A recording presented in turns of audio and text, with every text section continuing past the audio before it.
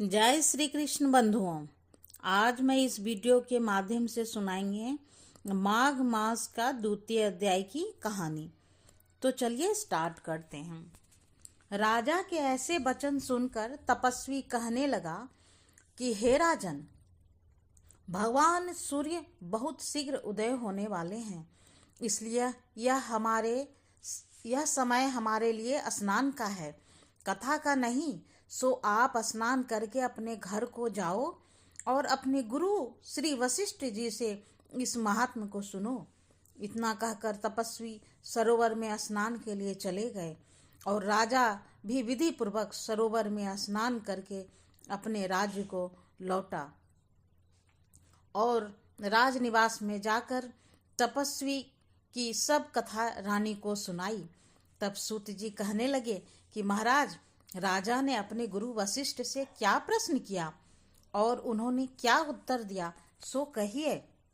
व्यास जी कहने लगे, हे सूत जी, राजा दिलीप ने रात्रि को सुख से सोकर प्रातः समय ही अपने गुरु वशिष्ठ जी के पास जाकर उनके चरणों को छूकर प्रणाम करके तपस्वी के बताए हुए प्रश्नों को अति नम्रता से पूछा कि गुरुजी, आपने आचार, दंड, नीति, राजधर्म तथा चारों वर्णों के चारों आश्रमों की क्रियाओं, दान और उनके विधान, यज्ञ और उनकी विधियां, व्रत, उनकी प्रतिष्ठा तथा भगवान विष्णु की आराधना अनेक प्रकार से तथा विस्तार पूर्वक मुझको बताइए।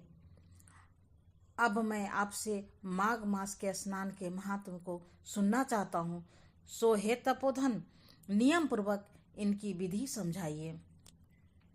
गुरु वशिष्ठ जी कहने लगे कि हे राजन, तुमने दोनों लोकों के कल्याणकारी वनवासी तथा गिरस्थियों के अंतःकरण को पवित्र करने वाले माघ मास के स्नान का बहुत सुंदर प्रश्न पूछा है।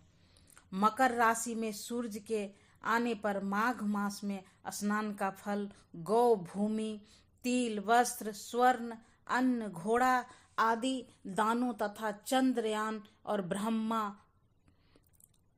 कुर्च व्रत आदि से भी अधिक होता है। वैशाख तथा कार्तिक में जप, दान, तप और यज्ञ बहुत फल देने वाले हैं, परंतु माघ मास में इसका फल बहुत ही अधिक होता है। माघ में स्नान करने वाला पुरुष राजा और मुक्ति के मार्ग को जानने वाला होता है।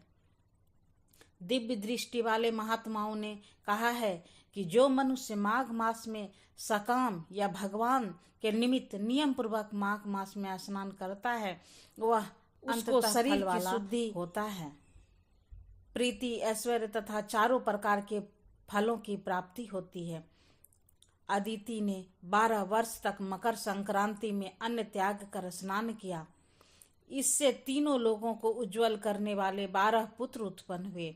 अब माघ मास में स्नान करने से ही रोहिणी, सुभगा, अरुंधति दानशीलता हुई और इंद्राणी के समान रूपवती होकर प्रसिद्ध हुई। जो माघ मास में स्नान करते हैं तथा देवताओं के पूजन में तत्पर रहते हैं, उनको सुंदर स्थान, हाथी और घोड़ों की सवारी तथा दान और द्रव्य प्राप्त होता है। अतिथियों से उनका घर भरा रहता है और उनके घर में सदा वेद ध्वनि होती रहती है। वह मनुष्य धन है जो माघ मास में स्नान करते हैं, दान देते हैं तथा व्रत और नियमों का पालन करते हैं और दूसरों के पुण्यों के छिन्न होने से मनुष्य स्वर्ग में वापस आ जाता है। परंतु जो मनुष्य माघ मास में स्नान करता है, वह कभी स्वर्ग से वापस नहीं आता। इससे बढ़कर कोई नियम, तप, दान पवित्र और पाप नाशक नहीं है। भृगु जी ने मणि पर्वत पर विद्याधरों को यह सुनाया था। तब राजा ने कहा कि ब्राह्मण भृगु ऋषि ने कब मणि पर्वत पर विद्याधरों को उपदेश दिया था, सो बताइए।